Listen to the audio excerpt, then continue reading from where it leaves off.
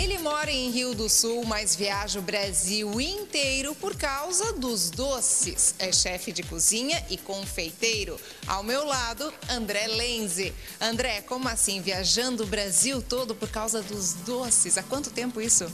Pois é, Suzana, já faz 6 anos que eu estou viajando bastante, dando aula em universidades, mostrando um pouquinho do meu trabalho também, tanto em confeitaria quanto na cozinha quente, mas mais focado em confeitaria realmente. Pois é, e uma curiosidade, até que a gente colocou ali na descrição, é que você é pós-graduado em enogastronomia. O que vem a ser a enogastronomia?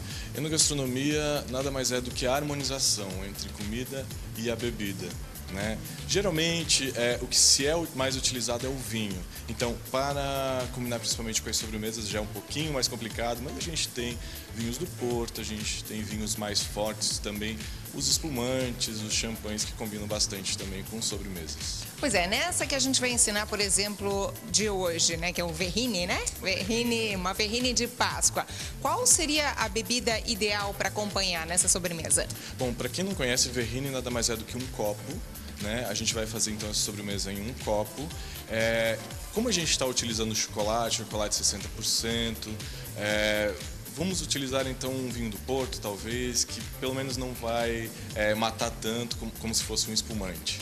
Perfeito. Essa sobremesa aprendeu sozinho ou já existe há muito tempo? Montei pro programa. Ah, é? Montei pro programa. Especial Previdência, culinária em evidência. Gente, vamos lá. Conforme eu já citei antes, então, os ingredientes são bastantes, então vamos lá, anotando todos eles para não perder nenhum e depois, logo na sequência, o passo a passo dessa receita.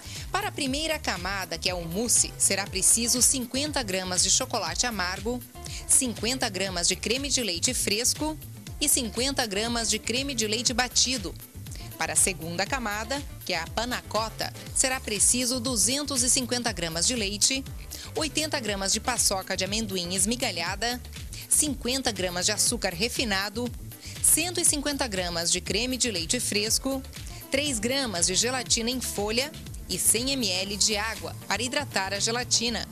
E para a calda de chocolate e farofa de amendoim, você vai precisar de 50 gramas de chocolate meio amargo, 50 gramas de creme de leite fresco, 30 gramas de flocos de arroz, 50 gramas de amendoim picado e 10 gramas de açúcar mascavo. Então, pessoal, vamos começar a nossa preparação de hoje, que é a verrine de Páscoa, onde eu vou colocar meu creme de leite na panela, sempre mexendo para que ele também não grude, né? Porque é muito fácil do creme de leite grudar. Ele vai aquecer rapidamente. Quando vocês sentirem que ele está borbulhando na lateral da panela, ele está na textura ideal para você acrescentar sobre o chocolate. Agora que o creme de leite está aquecido, eu vou acrescentar o chocolate em um bowl, um pouco maior. Lembrando que o chocolate ele queima a uma temperatura de 70, 75 graus, então eu não posso aquecer muito o meu creme de leite, senão vai queimar e vai criar uns cristais onde o meu chocolate não vai derreter. Tá?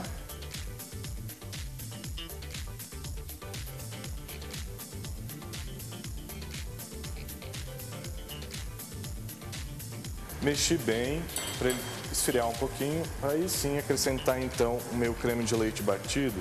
Esse creme de leite vocês podem pegar um creme de leite fresco, tipo nata. Se a nata estiver muito grossa, vocês acrescentem um pouquinho de leite só para afinar ela e vocês batam então na batedeira ou na mão mesmo para dar volume à nossa mousse. É uma mousse bem simples de fazer, porém ela fica muito gostosa. Então a segunda etapa da nossa receita, lembrando que a mousse eu já levei para a geladeira, tá? Ela vai ficar em torno ali, pode deixar em torno de meia hora, ela vai dar uma firmada para depois a gente então formatar e colocar na nossa verrine. Agora, nessa segunda etapa eu vou começar com a panna cotta. Eu já falei que a panna cotta então ela é uma produção italiana, certo? É um creme cozido, na verdade, que ele é um creme bem leve. A gente está acrescentando depois a gelatina em folha para firmar também na geladeira. Coloquei o leite, vou colocar a paçoca, mexo bem, meu leite já pré-aqueceu também. Vou acrescentar então o açúcar, acrescento o creme de leite, também creme de leite fresco. Já está previamente aquecido, vou retirar do fogo. E aqui eu vou então acrescentar a gelatina em folha. A gelatina em folha é na mesma quantidade da gelatina em pó, tá? Vocês podem utilizar uma folha somente, ela tem um poder um pouquinho maior da gelatina em pó. Eu vou hidratar então ela em água, bastante água mesmo. Enquanto isso, eu acrescento a outra parte que eu aqueci em um outro refratário. Aqui eu já tenho minha folha já hidratada. Acrescento no líquido quente e aí ela vai derreter. Para o nosso terceiro passo, enquanto a panna cotta e a mousse ainda ficam na geladeira, elas vão esperar ainda também um pouco para a gente finalizar toda a preparação. Eu vou acrescentar então mais creme de leite fresco. Ok, meu creme de leite aqueceu. Vou jogar sobre o chocolate.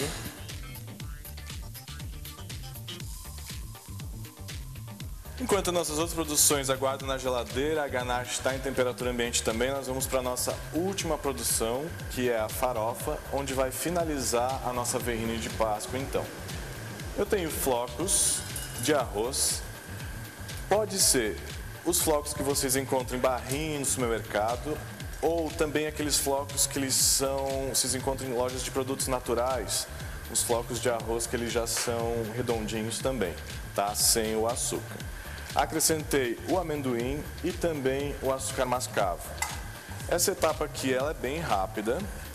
De preferência façam em uma saltese, uma frigideira antiaderente, só para misturar realmente os três ingredientes.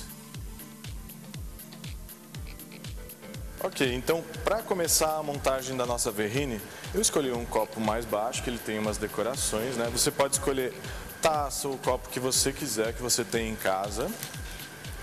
Vou começar então com a mousse, que ela já está bem firme realmente. Eu coloco dentro de um saco de confeitar porque facilita bastante, mas você pode colocar com a colher também na sua casa, caso você não tenha um saco de confeitar. Bate um pouco para essa mousse então assentar bem no fundo do copo. E aí sim eu vou acrescentar minha panna cotta, que ficou um pouco na geladeira, mas ela ainda deve estar líquida. Essa produção vai para a geladeira agora durante 2 horas até a panna cotta firmar bem. Depois a gente finaliza então com a calda de chocolate e a farofa. Com a panna cotta firme, já depois de 2, 3 horas na geladeira, então você pode fazer bem antecipada essa produção. Aí na hora do serviço a gente vai finalizar com a calda de chocolate. Vocês podem cobrir bem essa panna cotta. Um pouco da nossa farofa, para dar crocância a esse prato também, para a gente trabalhar bem com os sentidos. Aqui eu vou colocar um pouquinho daquele açúcar. Lembram daquele açúcar, daquelas balinhas que explodem na boca?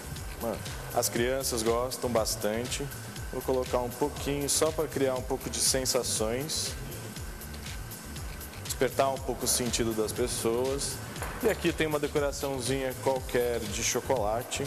E aqui está finalizada a nossa preparação.